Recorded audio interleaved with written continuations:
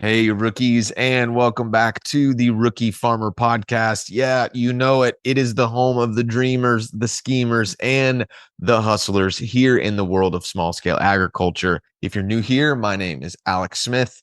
I will be your host, and I am the grower at Crop Culture Farm here in Newborn, Georgia. All right. This week we have another fellow rookie farmer coming at you.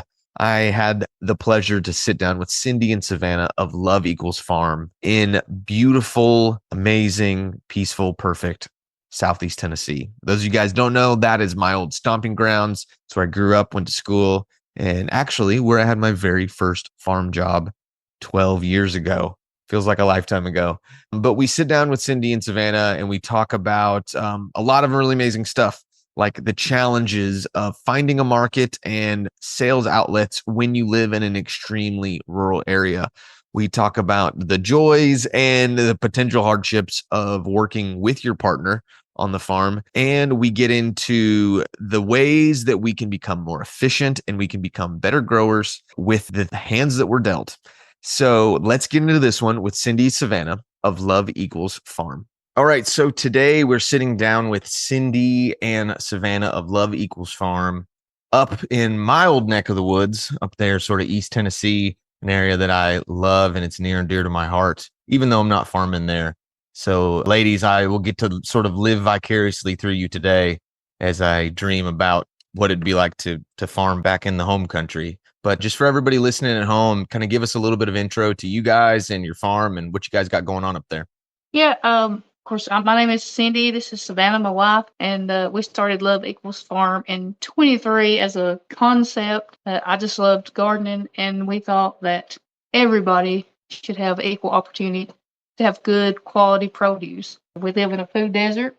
There's the nearest grocery store, which is a Piggly Wiggly, is 10 miles away from us, and other than that, there's a Dollar General market, and who wants to buy the produce that's been there for Oh, yeah. a month, looking all sad and pitiful. Yeah, it's funny. The Dollar General, yeah, that's the only thing that's within 10 miles of us as well. They've done a good job of capitalizing on those food deserts in those areas that don't have food access and doing Yes, that. But yeah, you walk in and you see it and you're like, oh my gosh. And yeah, maybe they're starting to put a little bit more. So maybe they'll step things up in the future and be able to actually offer these kind of rural and urban communities with some better quality stuff. And hey, even maybe one day, it's a crazy dream to have, but maybe they would buy from all those farmers that are around those rural areas where they're popping up in.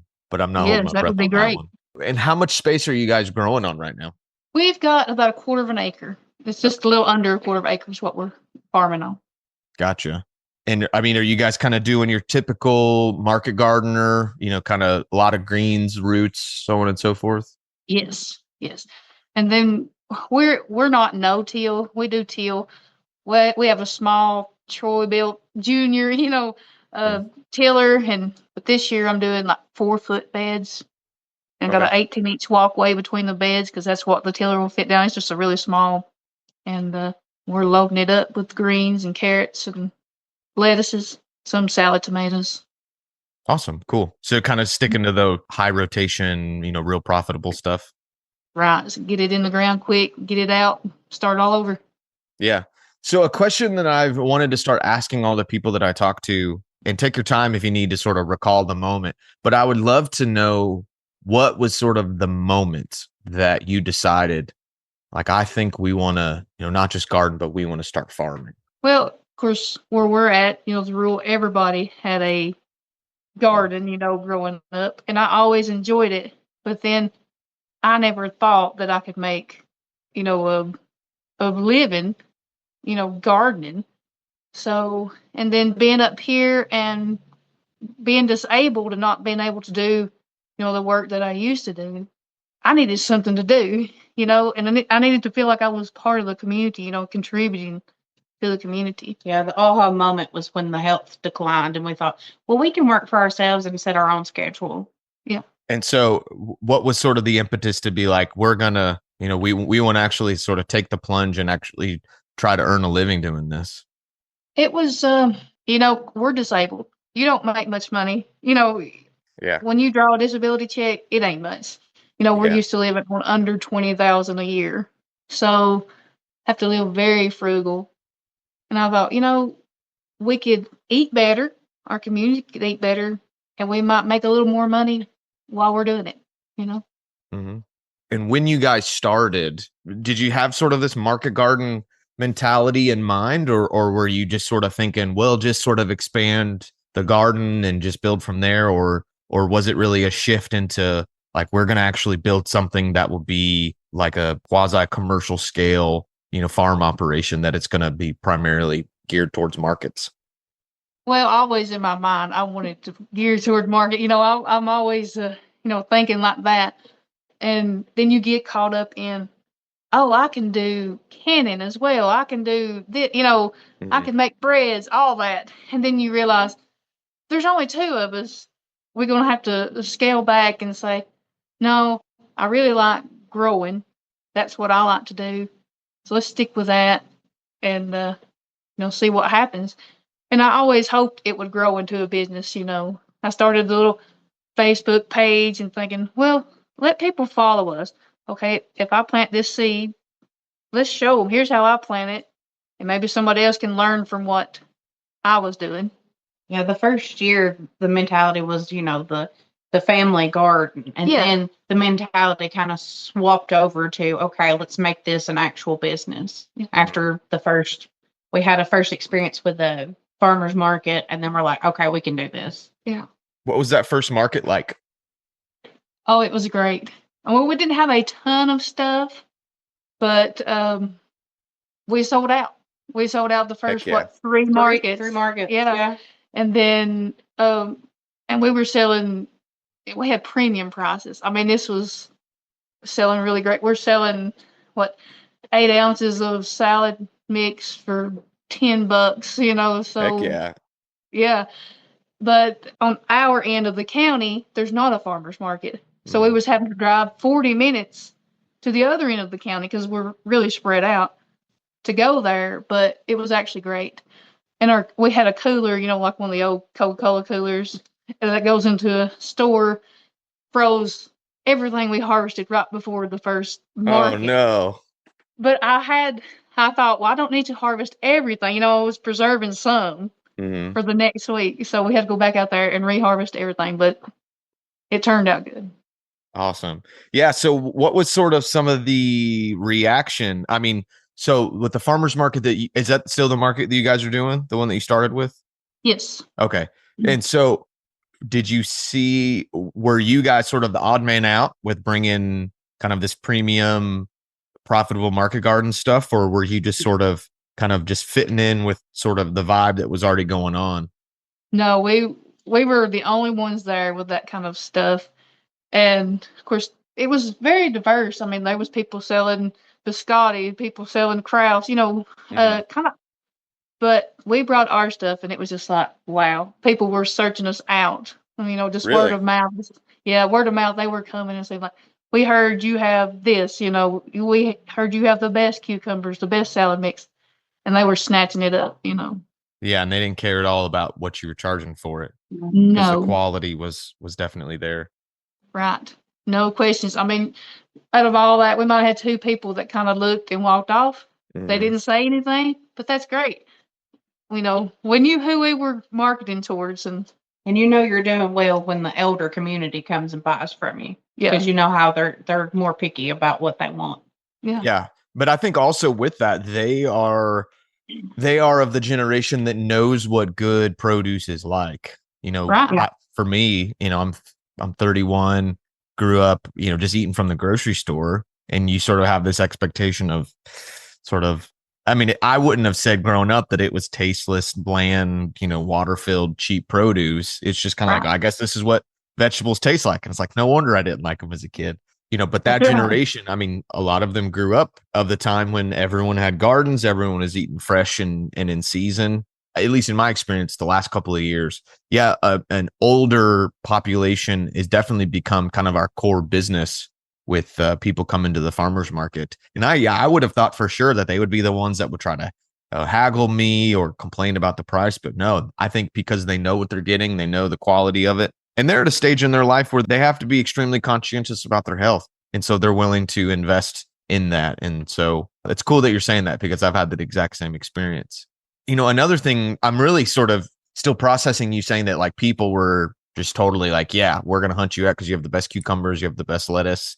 Because I think there is this misconception in a lot of times. And I would say I even probably believe this to some extent that you need to find an urban or a suburban market where there is like a people with a little bit more finances to be able to invest in this sort of stuff. And that, being in a more rural area or kind of further outside of town, where, maybe it's a typical farmer's market where people are bringing in stuff that they're reselling or whatever, like that's not going to be a place where you can potentially have success. But it really sounds like that you guys have broken that mold and been able to stand out to an extreme case and really, be able to be successful in that. Yeah, and we're very proud of it though too, of what we put out, and happy. We've made a lot of contacts just from that one market. And this year we're doing 2 markets, one in it's a neighboring city, and also doing like a weekly. It's like a CSA, but you don't have to pre-buy. You can buy every week. You can buy one bag of produce or the whole season, but it's opened up doors for wholesale accounts at a local store. So Yeah, that's awesome. And what city are you guys selling in? Where's your market at? it's in Mont Eagle, Okay. so it's a little bit from us, 35 minutes or 40 minutes away from us. It's off the interstate, so that helps too. Gotcha. Do you have any idea of sort of population wise what they're at? I don't know, not for sure, but I mean, our whole county is under 15,000 in population. So Oh yeah. So it's yeah, definitely extremely rural, even in the city that you're selling in, because yes, yeah, I feel like that's pretty normal. It's like if like we're really rural, there's not a whole lot around us, and you have to drive 20-30 minutes to get to really anything of substance. But yeah. to go to a farmer's market that's worth any sort of bit of substance, you're looking at 45 to an hour. So yeah, I'm really impressed that you guys have been able to do that in such a small market. How many other growers are at your farmer's market that you guys are doing? I'm not for sure now, but there were several that added on. When we started having success, a lot more started coming, which we were glad to see, because it offered more products. Mm-hmm. Of course, most of them were, just home gardeners with the squash and tomatoes, that kind of thing. Yeah, all But the overflow stuff in the heat of summer. yes. So, but we had to, of course, we was in severe drought last year, and halfway through the market, lost Everything. the whole Oh crop. man. And it was so strange because that had never happened. I had never even had drip line on a garden before, just let it go natural. Mhm. Had all the drip and everything last year, still lost it all. Didn't you? We've made a business out of it. She said, no. It humbled us quick. Yeah. What sort of things have you guys pivoted or changed this year to, plan for that potentially happening again? uh, we'll have, I'll have not only drip, but sprinklers. Mm-hmm. And we're going to purchase shade cloth. I haven't purchased it yet, but lots of shade cloth for that lettuce. Yeah, I was surprised. Like last year was really my first year on my own using that. And you think like, okay, it's still hot under here. It's taking a little bit of the edge off, but is it really going to make that big of a deal? If I'm overhead watering a couple times a day, but it really does. Something about the less intensity of the actual, light of the sun really does sort of take the edge off and Yeah, allow the. yeah, last year I had kind of interplanted some lettuce with pole beans, Mm-hmm. and I thought maybe that would shade it enough, to keep it from being bitter. But it wasn't enough. Of course, last year, like I said, it was really hot too. But so this year, I'm putting it under shade and sprinkler throughout the day. Gotcha. I know you said you're kind of a traditional tillage with that. You're not certified anyway, but you sort of lean more organic in the way that you grow. Like, talk to us a little bit about your practices and methodologies behind the way that you guys grow. I try to get just OMRI approved. If it's we do use spinosad. That's about all I use. Maybe the pyrethrin or that kind of thing. But like this year, I'm using Agri-Thrive fertilizer. It's like a fish emulsion type thing. It's a little faster. It's already kind of broke down, so it's a little faster acting than say like Neptune's Harvest or that Gotcha. kind of thing. But we're gonna give it a try. I've never tried it before, but before that's what I used was fish emulsion.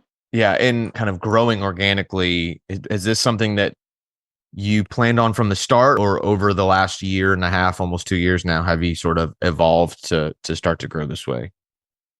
We planned that from the start. Mm-hmm. Now, not to say that we didn't use, triple 10, just a synthetic fertilizer over the years. We have, but I've tried to go that way because I wanted to eventually get certified, naturally grown. So something to look into.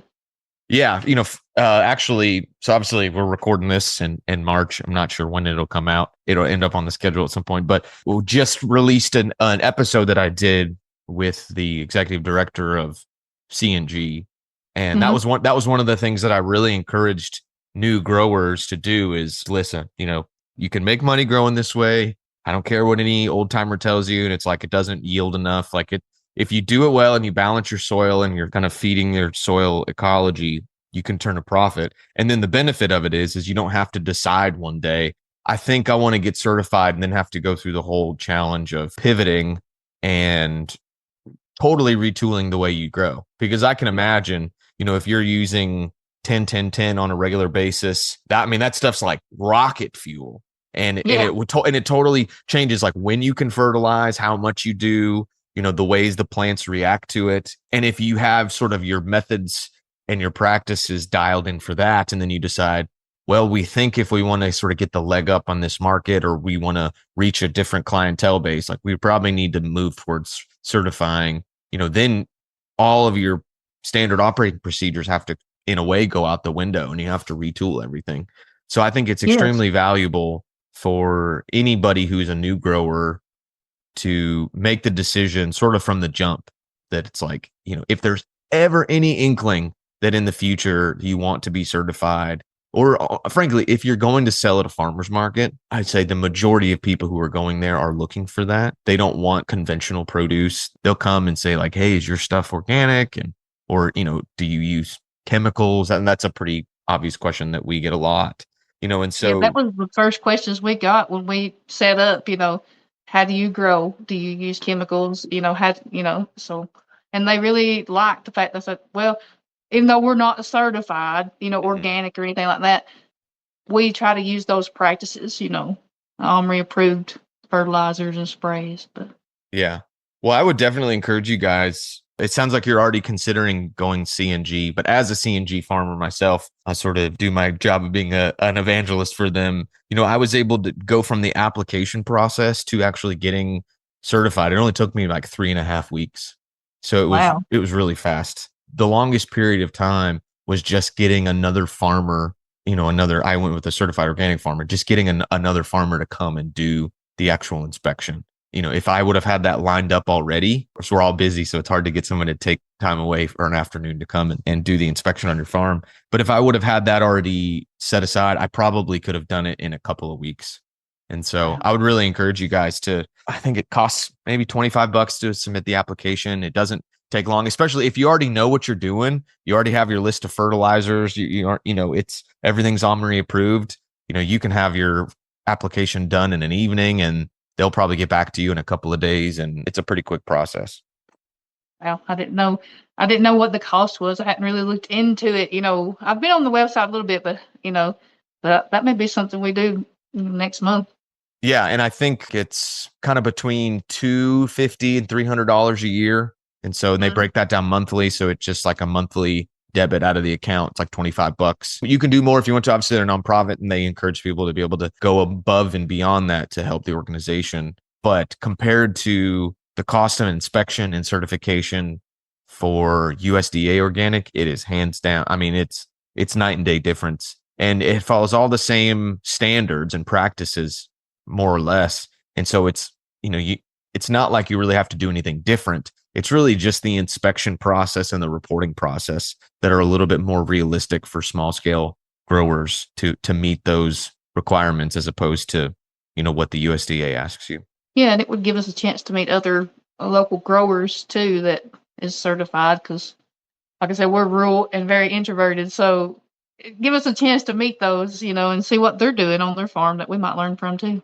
hmm So you've kind of talked about both of you guys being disabled and sort of the lack of income that comes as a result of that. What have been some of the hurdles in the business and in the farm operation that you guys have had to overcome as a result of sort of both bootstrapping your operation, which I had done as well, and then also sort of farming with a disability?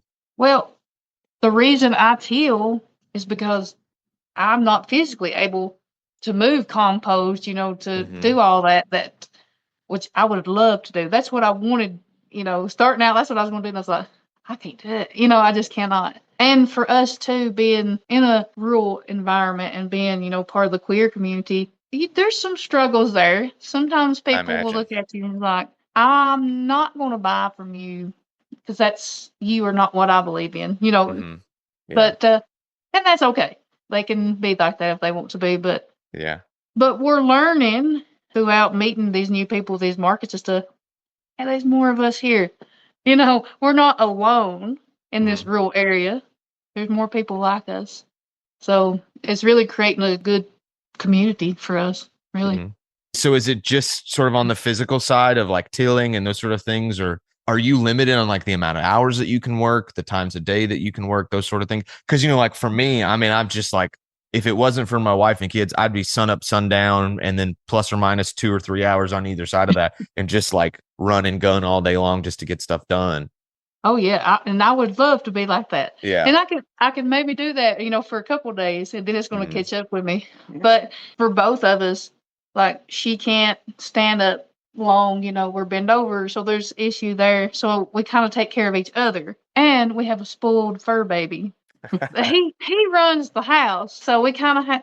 That's one reason why we don't do a bigger market. It's a little further out in the morning, but it's in the morning. That's his time, so we don't do that. Our markets are in the evening. So, Oh, interesting. yeah, they're from like 3 to 6 in the evening. So, but yeah, I know. Go ahead. There's more than just the disabled hurdles that we have to jump. We're both neurodivergent. Keeping her on task is kind of hard.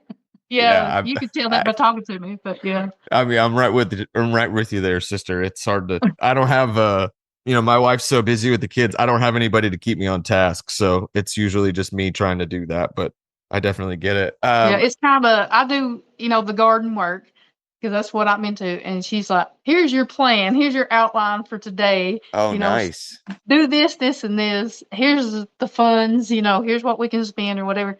Mm. She's really the backbone of it all. Yeah. I think in her email, you referred to her as the brains of the operation. Yeah. I try. Because my Yeah. mind is just everywhere. I'm thinking of everything, but Yeah. I may be tilling along and looking over here and just stop the tiller right in the middle of the row and go plant something that I Oh, have no business planting. yeah. Yeah. It can be really tough. And I think being out there alone, and this is something that I think I've talked about it a little bit, but I've definitely thought a lot about it, is that, for someone that doesn't have like a very task oriented, I guess you'd say neurotypical brain, being out there alone farming can sometimes be the best thing in the world because there is a wide variety of tasks that you're doing. So usually you're always able to sort of catch some dopamine here and there doing all this sort of stuff. But at the same time, it can be extremely difficult because something like, weeding a bed of carrots, you get halfway done and your brain's just like, we're done, man. Like, I know physically you may not be tired, but it's like, I have no motivation to do this anymore. And then so it's like, all right, are we going to do it and get it done? Or are we going to chase another squirrel and go, start cucumbers in the seed house? And that's typically where I go. Let's go plant some honker eye turnips right in the middle of everything. yeah. And I know that you and I are probably not the only ones out there. What are some of the things that you have been able to do, whether it's like supplementation or practical things that you can do to sort of help keep you on task and sort of keep your mind focused on what you're doing to get a task completed in the first place? We make a schedule. Yeah. And I have to look at it. It's wrote down. It's pinned up on the fridge. It's in my phone. And I have to, if I don't have a schedule, I'm just gone. I do what I want, Yeah, for me, it's podcasts. It's like if I can keep headphones in and I can listen to a podcast and sort of occupy my mind, then my hands are then free to do whatever my hands need to do. And then obviously limiting time on my phone, getting a good night's sleep. I found that one thing that really helps me to stay focused and sort of keep my mind sharp is staying hydrated. That was not really something that I put too much thought into. And then as I started reading and doing some research, it's like, hey, these symptoms of like, being scatterbrained and not being able to focus and lack of motivation, these things can be brought on by dehydration. I'm like, oh, well, that explains a lot. So I always try to keep some water with a little, maybe chug some water with some sea salt in it at lunchtime just to help keep me going.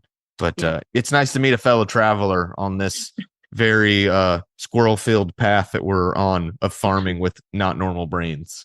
That's right.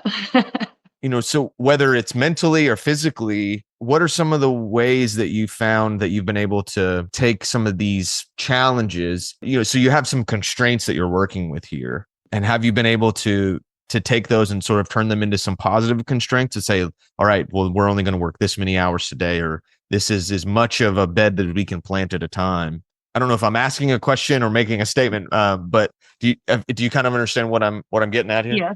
Yeah. And that's kind of what I told her, if we're going to make this a business, I know things happen and you can't work, say, from 6 a.m. to lunchtime.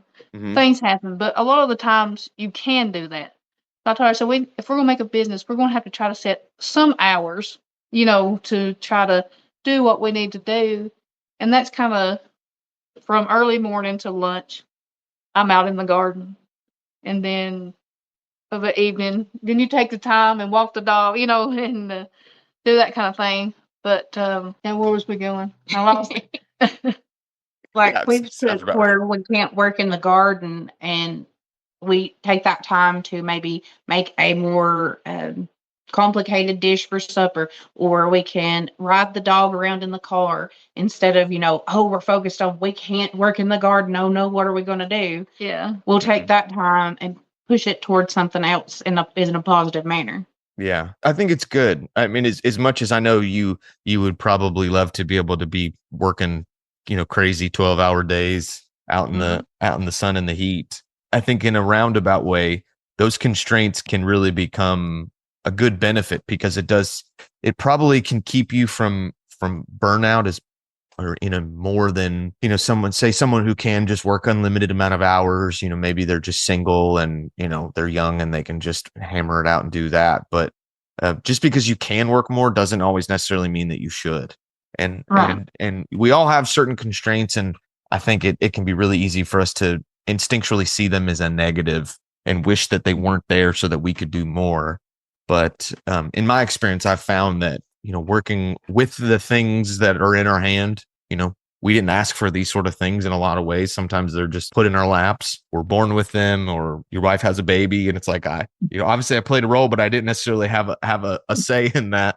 But those things that can sometimes feel like burdens oftentimes end up being good guardrails to keep us at a place of like health and keep us from wearing ourselves out and racing toward burnout.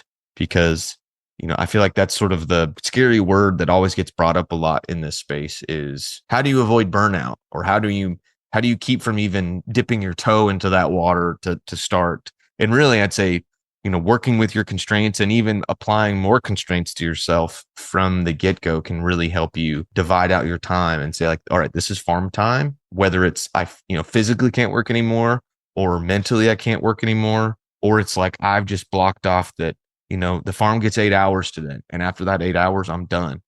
Did that bed of hacker eyes get planted? No, but at the end of the day, is a day or 2 days going to make a difference in the crop plan? Not really.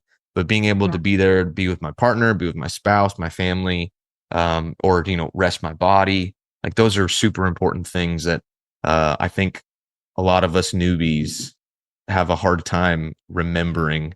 When we don't have a defined crop plan. We don't have a defined sort of rhythm to everything that we do. And you're kind of just running around, just trying to make it all happen. Yeah. And so I'm learning to love the constraints that I have, because it does keep me from going absolutely insane. Yeah. She has to set me straight every now and then. Be like, hey, you've not spent no time with me in a while. You've been, because my mind is thinking, oh, look at these pretty things I could grow here, and all the different things that I need to do. Mm-hmm. But like you said, 1 or 2 days putting it off is not really going to matter. Yeah. Just do what I can when I can and be happy about it. Yeah. The question I get all the time from my wife is, so what do you need to do at the farm? I'm like, what do I not need to do?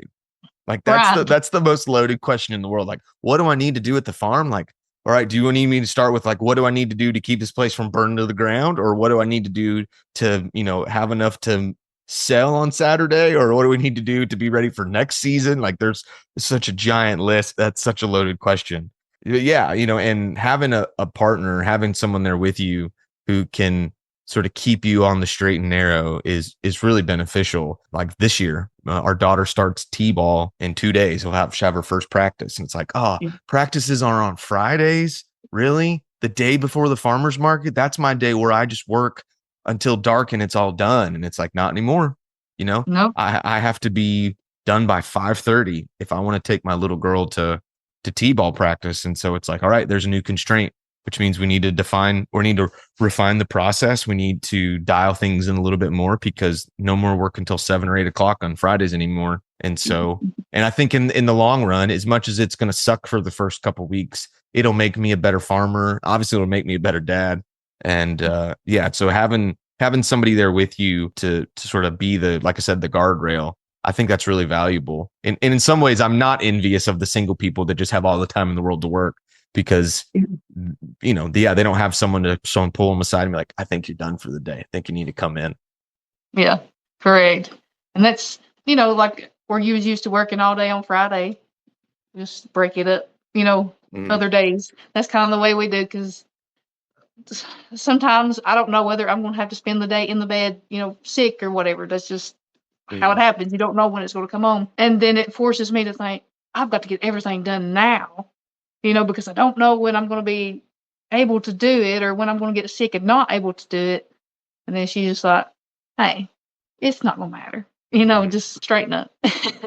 So it sounds like even though Cyndi, you're sort of handling the majority of the actual farm work, Savannah, what is sort of that breakdown? Like, how does the dynamic work with you guys sort of running this business together? Kind of one person doing more of the analytical, maybe office type work. What have been some of the hurdles? What have been some of the wins of kind of doing this together? Well, I couldn't actually do the physical part, so I'm glad I've got her to do that. Yeah, I'm the analytical, the brain, the let's sit down and make a plan. Mm-hmm. Because, without a plan, we're both going to go off the rails. And that's just how we both are. Like, we're both neurodivergent to the max, not just a touch, all the way. Yeah. So I'm one that likes a good spreadsheet, a good calendar, like multiple calendars, one for the farm, one for doctor's appointments, one for this and this and this. I don't know. I just like to sit down and, know what to expect. Delegate. Yeah. Like, this is what we have to do today. This is what we have to do tomorrow. Okay, if we want this done by next Thursday, we need to start on this Wednesday. So I'm kind of the boss in a sense of like, we've got to do this by this time. I have to set the deadlines or it won't get done.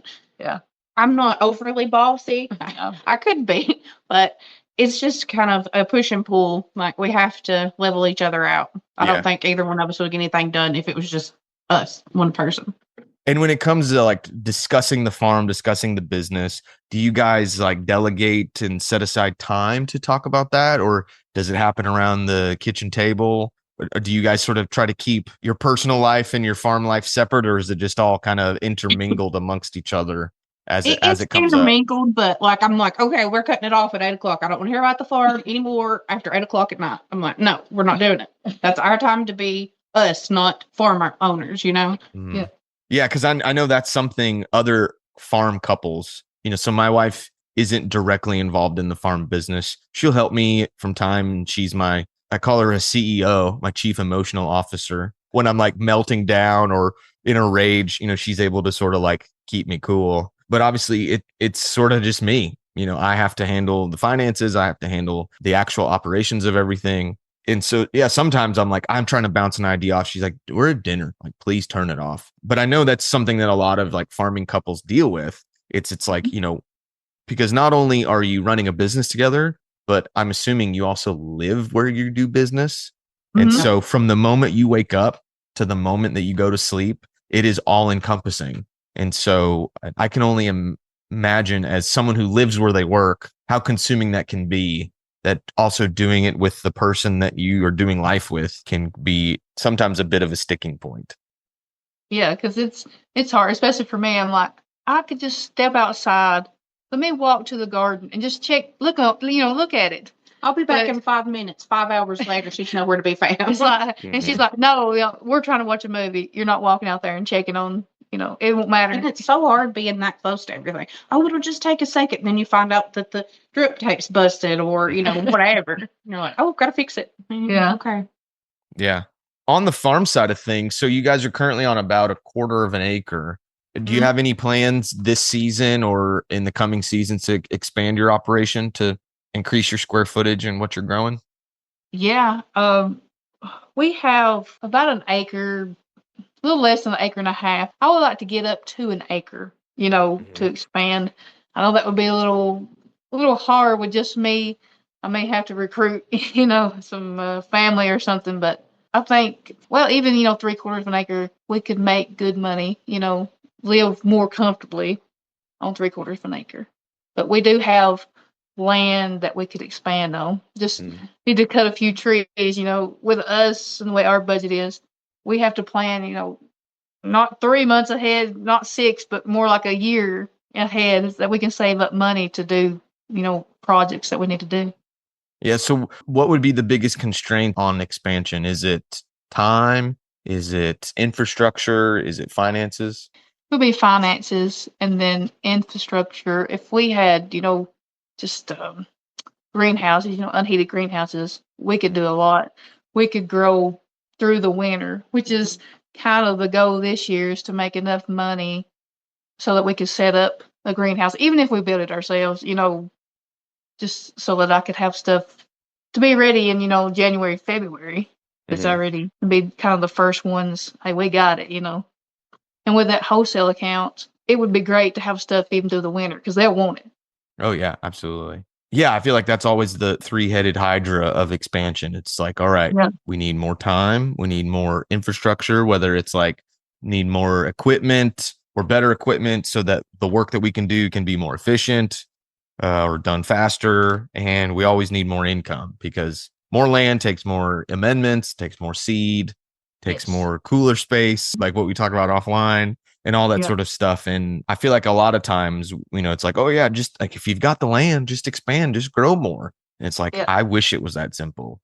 I wish that it could just snap my fingers and have more beds. But it's like, could I theoretically just go and till up more space and plant more seeds? And, is it going to take up that much more time? Like initially, maybe not, but it's just to do it well. It's like, if you don't want those new beds to not be full of weeds in 3 months, like you have to be able to block out the time and invest in that so that it can be as productive and as profitable as possible. Because if not, it might actually hinder your business. If you're pulling subpar product out of those beds or you have lower yields versus the time that you're inputting in there, it could actually be a hindrance to your business as opposed to just refining and getting better at growing on the small space that you have.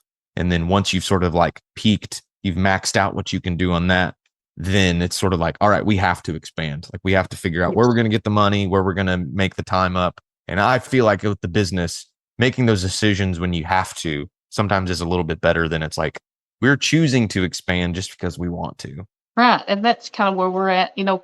We've not maximized that 1/4 of an acre. And you was like, oh, that's so easy to do. But no, we've not reached the full potential on that yet.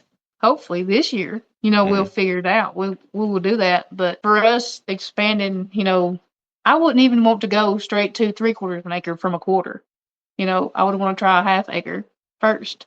Yeah, I mean, that would be doubling your production by 200%. That's not a small feat whatsoever. No. And we don't want to flood the market. You have to think about, okay, we're doing really well at the markets we're at.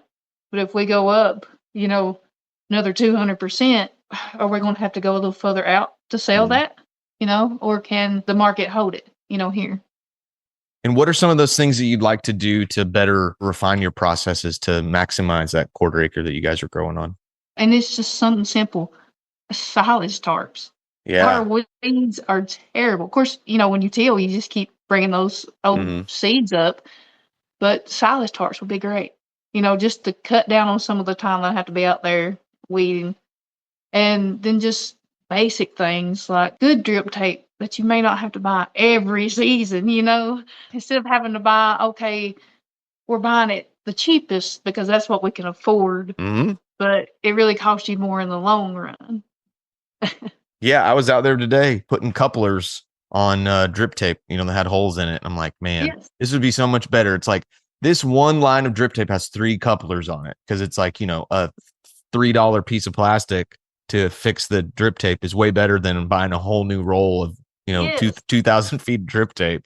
And so, yeah, sometimes you just got to do what you got to do because, yeah, I mean, for most of us, we're not rolling in cash. We don't have an endless budget that we can pull from. And we're just having to do that. I would agree with you on the silage tarp. That was a game changer for us. Unfortunately, I don't have a refined enough process where I have like big blocks that are getting planted at a time. So it's not like I've got, here's this chunk of 4 beds that are out of production and I'm going to get them all into production at the same time. I'm kind of just fitting stuff in where I have space as things are going. And that's a goal for this year and into next season is to be able to kind of transition our crop plan into sort of blocks so that we can tarp a bed or tarp a block of beds and sort of get that prepped. And then once it comes off, all of those beds get prepped and then the tarps can go on to another one. It really does a lot to be able to cut down on that weed pressure by just, if you can get all those weeds in that top surface to germinate and then kill them, it really gives you a big, big head start. And then hopefully by the time the next batch starts germinating, you've already got like a good canopy of veg there to sort of to shield it out. I really think that would be a game changer for us because, like I said, I'm using that small tiller. It is not going maybe 4 inches in the ground. It's not tilling that deep. So if I could get those initial seeds, under wraps, then it would be better. But let's see, what else are we planning this year? I'm not doing small little polytunnels, on the ground to cover up. Instead of I'm just kind of where I have planned, I'm just going to put like post up and spread it out over multiple beds instead of just one bed at a time. Just kind of save money, buying hoops and things. Yeah. So do you sort of like a 2 or 3 bed low tunnel as opposed to just covering one bed at a time? Yeah. Yeah. I mean, we did a little bit of that this year. We were able to get some plastic to do, like a 2 bed low tunnel. And it worked pretty well. If you can keep it tight and you can get enough hoops, which that's always the problem. And, and if you can keep it up so that the rain and the snow and whatnot, sheds off of it well. Yeah. I've had a lot of success growing kind of under low tunnels. And I think it's something that kind of goes unconsidered or it's underrated on its ability to grow and to be able to expand into some season extension on a much lower budget. And everyone's always like, got to get a caterpillar tunnel, got to get a high tunnel right out of the gate. And I think with those things like that, you're also able to sort of learn because it is a little different when you're not getting, rain on your beds and you're not getting leaching through the soil. Like it totally changes the way that you grow. And if you can sort of learn and refine that process on 2 beds as opposed to, a high tunnel that has 7 or 8 beds in it, you have much lower risk and much lower investment. And then you can get really good at it. And hopefully one day, once you guys are kicking butt and you're, really able to do it and you can invest in a big tunnel, you'll sort of have those processes, maybe not perfect, but you'll at least have a better idea of what you're working with so that you can really maximize that space and really squeeze every little bit of profit out of that as possible. Yeah, that's really the goal. Yeah, absolutely. So give us an idea. So for spring right now, I know you kind of said your greens and stuff like that, but like what are some of the staples, typical things that you guys would be growing and harvesting throughout the season? For spring and summer, of course, tomatoes. We're not planting like slicers much. I might put a few, but I really think like the cherry and salad top tomatoes will be better money makers for us than slicers. I could be wrong. How come? Give me your reasoning behind that. For us, well, maybe it's just me. I'm not very good at growing those big tomatoes. They get diseased and, we're really humid here. So if you kind of have to have trays waiting, because you're not going to we don't really have a long tomato growing season because of the disease pressure or, fungal diseases and stuff. Yeah. And then we get a heavy rain and then they're all busted. Yeah. they like to split. They split. But to me, I'm just thinking people are particular about what kind they want, especially the slicers. Gotcha. Yeah, I know what you mean. They want a Rutgers, they want a Lemon Boy, things like that. But there's better varieties that you can grow that handles our weather here, but they don't really want to buy them. They want heirloom. This is what I want. This is what I've always eaten. That's what I want. But they're more apt to buy a thing of cherry tomatoes before they'll buy the bigger ones. Yeah, and I feel like with that, you can get away, even though it might be a little bit more work picking and all that. I feel like you can get a really killer price for kind of small, saladette or cherry tomatoes with that, yes. And still get that huge like burst of flavor that is hands down way better than anything you're going to get in a grocery store. Yes. We're trying it for the first time this year. I've heard them kind of called different things, but high mowing refers to them as their high looms. Have you seen those? I have seen those. Yeah. I'm not dealt with them, I'm not grown them or anything, but I have seen them. Yeah, I'm really curious because that might be sort of the answer to the small scale market garden heirloom tomato. Because it's like, of course, everyone wants the tomato that is the hardest thing to grow compared to anything. Like, can't you just be satisfied with a good, like, determinate field tomato that's going to taste amazing and it's going to be 1,000 times easier to grow than this big honking heirloom that's the size of your head and it wants to split if you look at it wrong? Mm-hmm. So I'm really eager to see how those turn out because it might really be able to allow us to be able to bring something that is going to taste just as good, look just as pretty on the table, but also have much better production, much better disease resistance and all this sort of things. So I would definitely look into that. We're trying I think it's called Cherokee Carbon. So it's a cross between a Cherokee Purple and then Carbon. So yeah, I'm really excited about that one. And I know a lot of people up here in our area, they want to can. They just want canners. Most of them will eat, the salad tomatoes because that's, they just want something quick. They just throw it in their mouth. They don't really want to have to fool with slicing one up unless they're going to can it, So I'm just going by that. Now, we may have to pivot, next year, but I think that will be good. But also thinking about the wholesale account, some good heirloom type, or like you were talking about the heirlooms would probably be good in their store, And so with this, telling me about this wholesale account, is it a restaurant? Is it like a co-op, grocery store? What are you working with? It is a like a grocery store, and they do like plate lunches and that type of thing, but it's kind of right in the middle of the state parks. It's not in the park, but it's the only store there. Yeah. So if you're going to buy anything while you're camping or whatever, you're going to have to go there. Yeah. So. But they was just interested in a lot of stuff. They want local products, anything that we had to offer. They were wanting it. So we're going to give it a shot. So you haven't sold to them yet? This will be their first go around with it? Yeah. Gotcha. And what's your impression going into that this season? So what are your thoughts on doing that? I'm curious. As someone who hasn't done it before, I know what my expectations were going into that. And so I'm kind of curious what yours were. Of course, I know the profit margin will be lower as far as, I can go to the farmer's market and get more. Mm-hmm. But you can move more product there. And it's almost guaranteed, that they're going to buy weekly or however we decide to do it. But we had a wholesale account or similar to a wholesale account once before, but it was selling baked goods. Mm-hmm. It didn't go well. There was issues with getting paid there, but this place is, we pay it when you bring it. You're paid, Yeah, you leave with the check when you leave. That's nice. That's right. We learned our lesson. Now, I wonder, is there a level of volume with them that you could hit to where it could become sort of maybe you don't hit it on your way home from the market, but they could sort of be the place to take your extras aftermarket? Is that a potential? I believe so. Yeah. I believe so. Because we hadn't discussed, deep down into how much they would need, but they were like, we know that you probably can't give us the amount of, say, tomatoes that we use. So it's a good amount. So I'm hoping that, if we have leftovers that, and they need more, that they'll take it. Yeah, because this season especially, but I mean, also last season as well, our restaurant accounts really sort of saved the day because it was the extra that we needed to get us through like a slow market. Or say, we get rained out, which we only got rained out once last year. And of course, we got rained out before I had any sort of wholesale accounts going.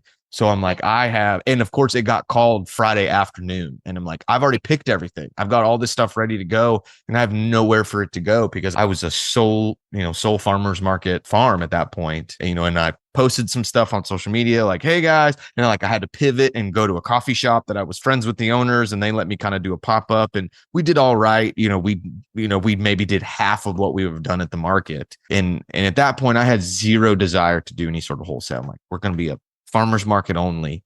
And then, from good friend, Zach Richards, Levity Farm, our first episode here on the podcast, he just hit me up and was like, hey man, you might want to consider having a couple of restaurant accounts because they can come in clutch when you can't move it at market. And man, that has been true. So like this last week, we had a slow market, it's spring break at UGA and we're right there in town where the college is. And we just did not move enough stuff. And it was like, oh man, like this is not going to be a great market today. But, you just send a couple of text messages to a few chefs and say, man, I've got 11 pounds of collard greens. I've got 4 pounds of arugula, so on and so forth. And when they text you back and go, great, we'll take all of it. We're like, oh, yeah, thank you, Jesus. Like it was the difference between a $500 day and an $800 day. And so that was a big win. And so, yeah, if it was one of those things that maybe you can deliver, even if you can't totally satisfy what their needs are, but you can be able to start to do business with them as you're transitioning from just being solely market to being able to do some wholesale, that can be a good stopgap in between and maybe let them try your stuff, see if they like it. And if they're fine with sort of that vibe of, it might be sort of hit or miss, but we can get you some stuff. And then it can really be the way of like, I know for me doing that, it gave me a lot of confidence to just bring as much as we possibly could to the market. Because there's always you always do that dance. Like, all right, do I pick an entire bed of arugula or do I do half a bed? Because I know I can sell half a bed, but I don't know if I can sell a whole bed. But, that would be double the amount of sales that we can get on that if we brought it all. But knowing that I have some accounts that I can hit up, an hour before the market ends and be like, hey man, I'm going to have extra arugula, and they'll take it every single time. It gives me a lot more confidence to be able to do that. And that actually happened a couple weeks ago. I hit up a chef, said, hey, I've got arugula. He's like, awesome, I'll take it. And it wasn't 5 minutes after I got that text from him, and then I sold out of arugula. So, I was able to make essentially double the price selling that last few pounds of arugula at retail. So it worked out for me. Obviously, he was a little disappointed, but he's got other farms. He's got other suppliers that he can get stuff from. So it really worked out. And so it really does bake in some confidence that you can just bring the most that you can and really maximize your sales. If you have that sort of backup of, I can offload this at a restaurant or at a grocery store or a co-op on my way home from the market or the next day, it really helps a ton. Yeah, that's really what I was telling her, but I would rather, because going to markets are hard. It's hard on you physically. It's hard on us mentally. You having to stand there and talk to people. But I would rather deal with more wholesale accounts. There's not a lot up here to choose from. We would probably have to, go. That's a long-term goal. Yeah, 45 minutes away to find, restaurants and that kind of thing. But there is one that's going to open up soon. We haven't talked to the owners or anything, but maybe that could be a potential. The steakhouse that's going to open up. So maybe that could be a potential way in, selling salad mix or something. Is there any potential that with this wholesale account that you could just start dedicating growing space, like dedicating production just to them? Or would it sort of just be, here, this is what we're growing for market and you can take it or leave it? In my mind, I am planning dedicated growing space for them. Gotcha. And even say if it doesn't work out, with them, I can either take it to market or we'll have a little on farm store. It's more just we set up at the end of the drive, come get it. And have success with that. Yeah. Farm store issue. Like pay what you can, farm store, eventually down the road if we make enough money to allow that. And also like to donate to the local food banks if, that comes to a point where we can do that. It'd be awesome. Yeah. What sort of stuff would, in an ideal world, what would be some of those things that you would like to dedicate growing space to grow for them? Of course, the lettuces for sure. If they wanted, I would grow slicers again, slicer tomatoes, squash, zucchini, but only for like say 3 weeks and then done with it, because everybody would be overloaded with that. And then we have really bad squash bug, problems. So it's hard to deal with that. And if we expanded, I wouldn't be opposed. Of course, they're not big money makers, but like things like potatoes, sweet potatoes, some winter squash type deal.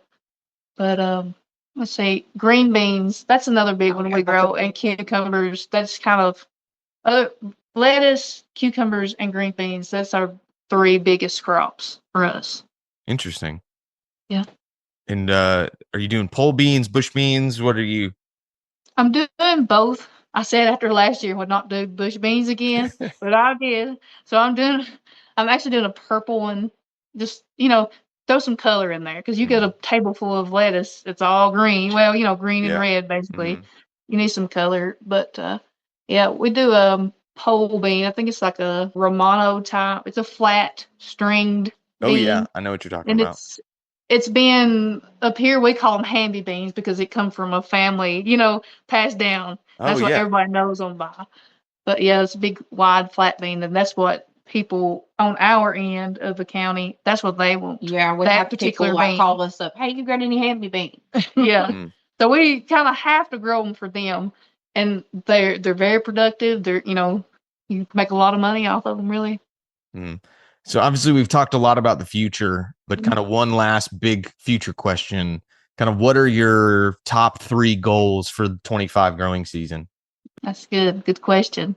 To kind of perfect how we're growing, techniques. The techniques, yeah, and continue putting out, just good quality product, because ours, it really tastes good, and it lasts a long time in the fridge, And let's see, actually make some money so we can put a little bit back, for next season, and continue growing our community just of support and trying to help those. Like I said, if we can donate some food, if we got some extras, we'd love to be able to do that. I would like to feed our community more, because it is an absolute food desert up here. Mm-hmm. And we've applied even to be able to accept SNAP. Now, we don't know if we've been approved yet because we've just done it, but I think that would help a lot of people to be able to, because I don't know of any other farm around here that accepts SNAP benefits. So yeah, check out Market Link. I don't know if you're familiar with Market Link. Yeah, so we went through. Okay, yeah, I was going to say I did the same thing, and they made it super easy for me. Unfortunately, I found that the majority of my business is at a market that works, and the market doubles up EBT dollars, which is awesome. So we're able to really feed people who need it. And we're able to still make a good wage, because they can double their money. And so because of that, I haven't had to actually use I'm not doing any sort of direct sales outside of the market that I need to use the terminal just to do SNAP. But yeah, that sounds like you're already doing that. I was going to just suggest that you work with them. Do you guys do any sort of an email list that you send out, weekly emails? Yeah, we do a text list. Oh, okay. And we send those out. And then we've started, it's not much on there yet, but on Grown By the app, we got a little online store, and we're hoping to lead everybody on there to order, kind of make it simpler for us, because you kind of get them coming in through text, through phone call, and all that. Facebook messages. Messenger, and it's a really simple app. I really like that app. Yeah, we use the same thing. Yeah, we have a Grown By store too. Yeah.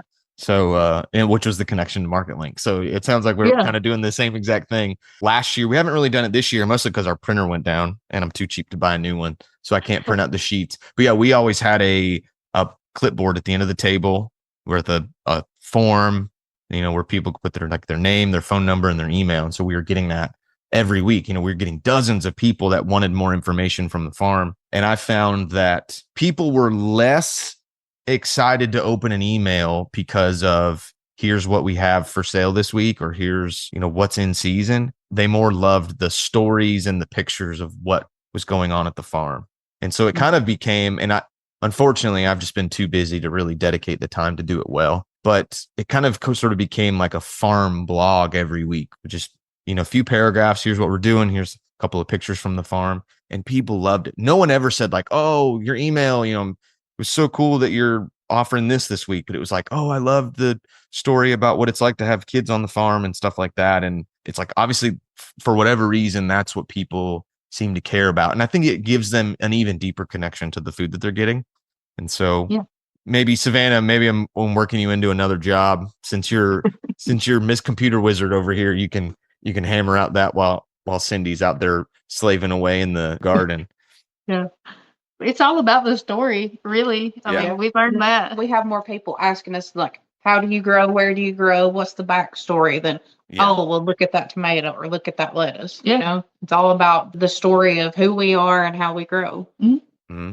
Yeah, absolutely. And it's like, and if that's what people want, and that's what's going to generate more sales in the end. Not that you do it just so that you can make more money, because we're not trying to get rich. We're just trying to survive here. And so it's like, that's a great way to connect with your customers and to build a relationship with them. You're not just the tomato guy. You're a real person with a real family and real struggles. Because that was the thing. The emails that I got the most comments about were the ones where I really opened up about what was hard and what was tough on the farm. Yeah. And, people can just like they know it's not easy, but when you remind them and give them real life examples of how it's not easy, I feel like they empathize and they really connect on a deeper level with not just you, but with where their food's coming from, which at the end of the day, that's what we want. Because when they connect deeper with the food that they're growing, it has infinite more value to them, to the point where it doesn't matter what you're charging. It doesn't matter what you have. They just want to support you and support local food and to feed their families. And so it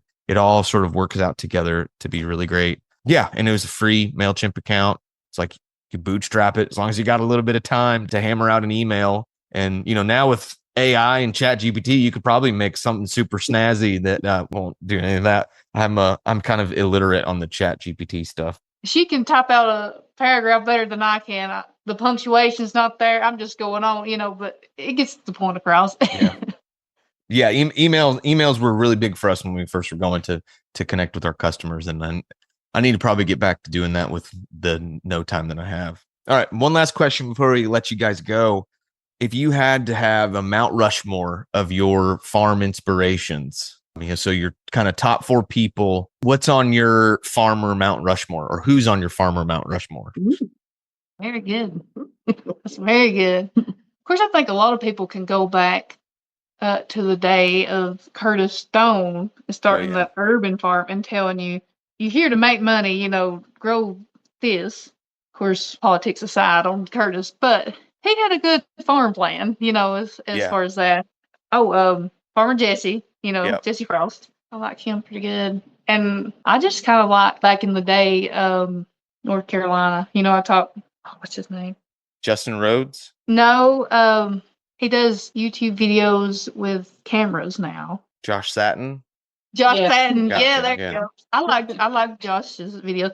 I mean, I don't go probably not too deep in the knowledge of all the but even there was some quality in how Joe Salatin done stuff, but yeah. I like Travis Key, Lazy Dog Farm. He doesn't market farm, but he teaches people. I mean, I think that's really important. He teaches the home gardener, you can grow this, and it doesn't have to be the way I do it because, he's near Florida, but he's a staple on the YouTube at the house. One of them. I mean, and of course, Diego, as far as learning, throwing things out there for people, I learned a lot, to listen to the podcast that he's put out there.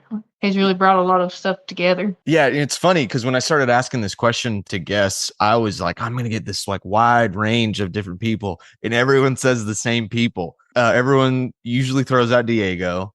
Everyone has said Curtis Stone, and everyone has said Farmer Jesse Frost. I've got a couple of Josh Satins in there too. And so, it's really cool to see. I mentioned this on a previous episode. It was like, all of those guys reference guys like Elliot Coleman, J.M. Fortier, so on and so forth. And it was like, that was sort of that generation's inspiration.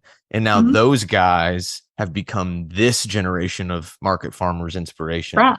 And so, and those I forgot, J.M. and Elliot. That's who I started reading Elliot's books and then watching, and reading J.M. as well. But you're correct about that. Yeah. And so I love, and one of these days we'll get some like crazy outliers of people that we've never heard of, and I'll be like, oh, I gotta read their stuff. But no, I just want to be able to spread the word to anybody who's listening, who maybe they're just getting into this. Somehow they stumbled across this podcast and they want to get some amazing wealth of knowledge, but also it's just cool to to hear that we're all kind of on the same journey, listening to the same people, trying to get in the same wisdom. So it's just a good reminder that we're all in this together and we're all sort of making it happen, one step at a time. And it's good to know that those guys are really making a difference. Yeah, it is. And one community at a time, each one of us is a small farm, not trying to feed the world, just our community. So. Yeah, absolutely. Well, guys, thank you so much for sitting down and talking with me today. I'm really looking forward. I get this like level of investment, especially with, I would call you guys rookie farmers. I would call myself rookie farmer. Oh, yeah. We're a year, 2 years into this sort of thing. And I always get so like emotionally invested and want to I want to interview every couple of months and just kind of follow the journey. But maybe we'll touch base next year and just kind of see how things are going and kind of see what lessons you learned from this year and how you were able to grow and compare it to this interview. But thank you guys so much for sitting down and talking with us. And I wish you guys the best on your 2025 season and hope that you guys can kick some butt and sell some veg. Thank you. We really appreciate this opportunity. Thank you. All right. Big thanks to Cyndi and Savannah for sitting down and talking with me. And they were actually a couple of farmers that reached out to me, as you heard in that episode. So if you are interested in being on this podcast, if you're a rookie farmer, if you're a veteran farmer, or you're an industry professional helping this whole great small scale agricultural world keep going, please consider reaching out to me at cropculturefarm@gmail.com, or you can shoot me a DM on the podcast Instagram page or our farm Instagram page. We would love to hear from you and have some more amazing interviews just like this one. Big thanks to those ladies for sitting down and talking with me.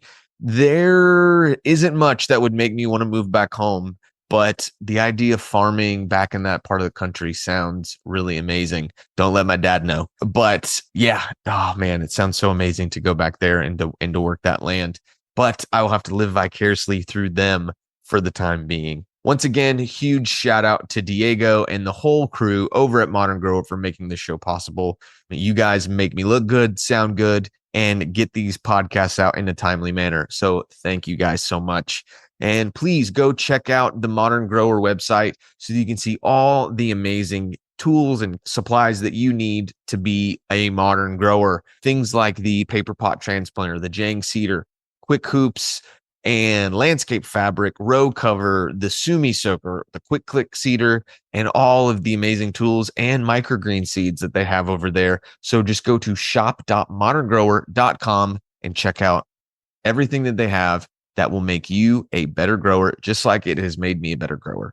And also, don't forget to go check out all the other shows on the Modern Grower Podcast Network, like Carrot Cash Flow, Farm Small, Farm Smart, and the newly re-release, I should say, of The Urban Farmer. You can check out all of those on Apple, Spotify, and wherever you get your podcasts. And you can also see this beautiful face, not just hear this beautiful voice, on the Modern Grower YouTube channel. So go over there and check it out. There's a lot of amazing educational content that has been posted over the years, as well as all of the podcast episodes that are released. And just a reminder, we are a value for value podcast. We never want to put this behind a paywall. We never want to do some sort of freemium thing or a Patreon account where you have to pay to have access to more content. We want to ensure that this is always out there to inspire and encourage and educate new and experienced farmers in this world of small scale agriculture. And because we want to make that free for you, we ask you that if you find this to be valuable, please consider kicking back some of that value our way in the form of time, talent, or treasure. You can do a way to help us support the show, share it out with your friends, or if you have a technical ability that might benefit the show, please reach out to me. We can talk about that, or consider giving us a donation at Cash App, PayPal, or Venmo. You can look up Crop Culture Farm on those three sites, and you can kick us a little donation back our way to make this show continue, because it takes finances, it takes time and money to make it possible. And so we ask you to join with us in helping us produce this podcast. Once again, you have been listening to the Rookie Farmer Podcast. I'm your host, Alec, and until next time, peace.